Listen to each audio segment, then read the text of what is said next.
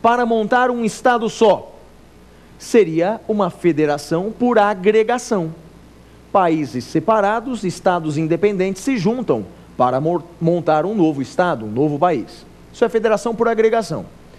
O exemplo mais importante que nós temos aí é o exemplo dos Estados Unidos da América. Com a declaração da independência norte-americana, aquelas ex-colônias inglesas se tornaram autônomas, se tornaram independentes. Então, num primeiro momento, houve lá na América do Norte, houve uma confederação, que era uma ligação entre países, entre estados absolutamente independentes. Depois disso, essas ex-colônias inglesas, elas se juntaram e acabaram por formar um novo país, com uma constituição comum para todos aqueles estados. Portanto, os Estados Unidos formaram e são uma federação por agregação. Veja que existe nesse caso um movimento centrípeto, um movimento que vai para o centro, portanto um movimento centrípeto. Essa é a federação por agregação. Agora, o que é federação por desagregação? Meus amigos, é o caso da Federação Brasileira. Federação Brasileira é uma federação por desagregação. O que significa isso? Federação por desagregação. Explico para vocês. Na federação por desagregação já existe um país. Já existe, portanto, um estado. Já existe um estado unitário. E esse estado unitário acaba sendo dividido em entes diversos, cada qual com uma parcela de autonomia. Veja, foi isso que aconteceu no Brasil. Já tínhamos aqui um país. O Brasil já era um país independente, o Brasil já era um estado unitário na época do Império. Com a queda da monarquia, aquelas antigas províncias foram chamadas de estados, e a esses estados foi dada uma parcela de autonomia. Veja, cada estado tem uma parcela de autonomia. Não estou dizendo que os estados são independentes, e não são. Os estados não são independentes, eles gozam de uma parcela de autonomia. Tanto é verdade que esses estados não são independentes, que eu faço uma pergunta para vocês. Pode um estado se separar do território brasileiro? Será que pode, por exemplo, o Rio Grande do Sul se separar do Brasil para formar um novo país? Para formar a República dos Pampas, ou a República Rio-Grandense? É possível? A Constituição brasileira permite? Não. A Constituição brasileira não permite que um estado saia da Federação Brasileira. Portanto, o Brasil não admite a secessão, não admite a separação do território brasileiro. Não admite. E você encontra isso em dois dispositivos da Constituição. No artigo 1º, caput da Constituição, ela já diz o seguinte: diz que a República Federativa do Brasil, formada pela união indissolúvel dos estados, municípios, DF. Veja, a união desses estados e demais entes federativos é indissolúvel, diz o artigo 1º caput da Constituição. E não é só ele.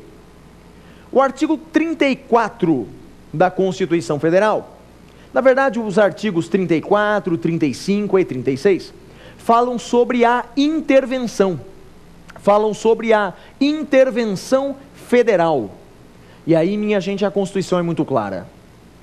No artigo 34, inciso 1 da Constituição Federal, está dizendo o seguinte: está dizendo que a União não intervirá nos estados, nem no Distrito Federal, exceto para, inciso 1, manter a integridade nacional.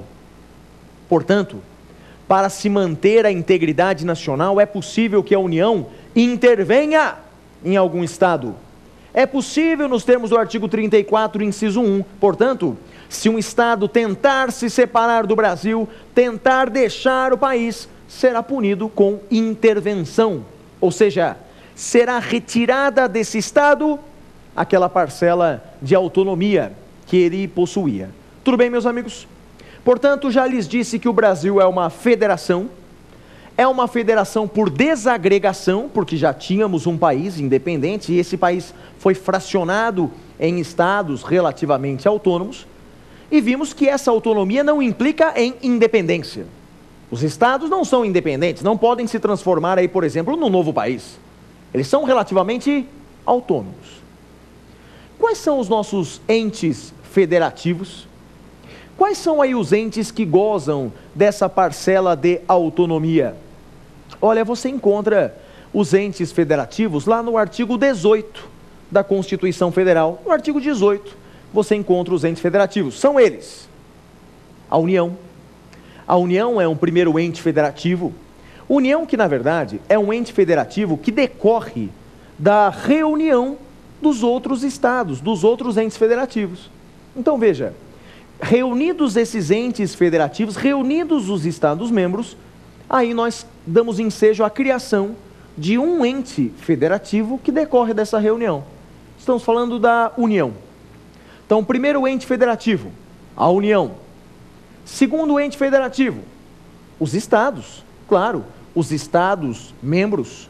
O Brasil aí tem vários estados membros, não é? Goiás, Santa Catarina, Espírito Santo, Pará, Tocantins, Rio Grande do Sul, vários estados. O Brasil tem ao todo, no momento, 26 estados. Mas será que isso pode aumentar? Será que isso pode diminuir? Eu respondo daqui a pouquinho. Os estados membros, segundo o ente federativo. Temos também como ente federativo o Distrito Federal. O Distrito Federal, famoso Distrito Federal, também é um ente federativo, também goza de autonomia.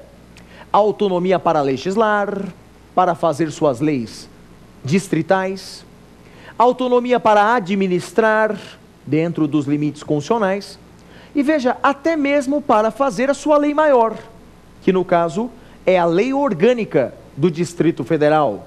Portanto, o DF também é um ente federativo. E por fim, tem mais um ente federativo aí na nossa Constituição brasileira. Sabe qual? Qual é o último ente federativo, além de União, estados e DF? Os municípios. Segundo a Constituição de 88, os municípios também são entes federativos. Os municípios também gozam de autonomia. É verdade. O município tem autonomia para legislar, tem autonomia para fazer suas próprias leis, as leis municipais. O município tem autonomia para fazer a sua própria lei maior, que é a lei orgânica do município. Pois é, o município pode fazer. É claro que essa lei orgânica, ela está limitada tanto à Constituição do respectivo estado, como também está limitada à Constituição Federal, evidente. Mas o município pode fazer a sua lei orgânica. O município, portanto, meus amigos, ele tem autonomia para administrar, tem autonomia para legislar, tem autonomia até para fazer sua própria lei orgânica. Então, esses são os entes federativos que nós encontramos no Brasil: a União, os estados, o Distrito Federal e os municípios. Tudo bem? Falei que não existe no Brasil o direito de secessão. Mas vou fazer duas perguntas importantes para vocês. Primeira pergunta: é possível no Brasil a criação de um novo estado? Será que é possível criar no Brasil um novo estado? Será que é possível dividir um estado ao meio, por exemplo, o Maranhão, criando o Maranhão do Norte, Maranhão do Sul, São Paulo do Norte, São Paulo do Sul, ou dividir o Rio de Janeiro, dividindo em estado do Rio de Janeiro, estado da Guanabara, como era no passado? É possível criar um novo estado, ou quem sabe até juntar um estado com outro? É possível? É possível. O que a Constituição veda, o que a Constituição proíbe é a separação do Estado do território brasileiro. Isso não é possível.